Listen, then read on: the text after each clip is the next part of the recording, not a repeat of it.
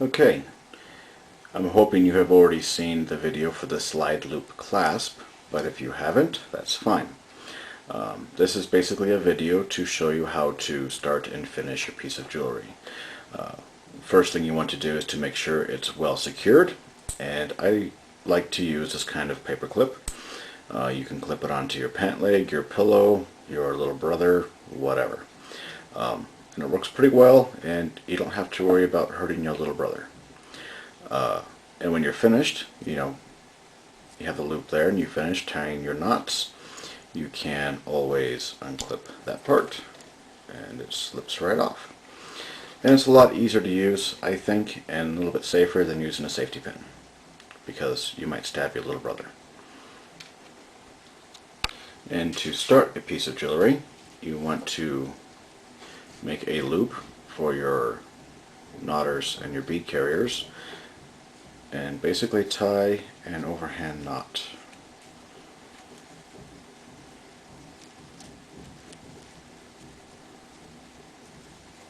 Like so. And you want to be mindful of how big you keep that loop. You can use either a knot for the ending clasp or a bead. In this instance, I'm going to use a large bead. I also left a very large hole there. And then so you would continue tying square knots or spiral knots or whatever along this length. And then when you finish, you would tie another square knot.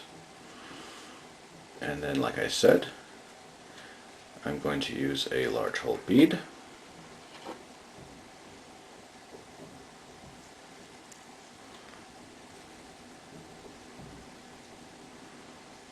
Let's get that in there, like so. And then tie another overhand knot.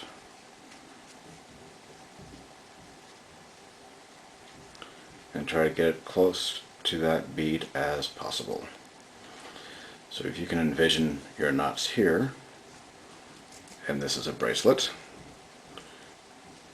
you would take these loose ends, pass them through the loop,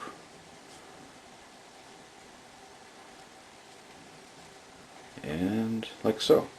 So as a bracelet, it will grab onto that bead. Now, using a bead is not necessary. Basically, you just leave a gap here where the bead is and still tie another overhand knot, and that loop will grab onto that knot. And that's the simplest way to start and finish a piece of jewelry.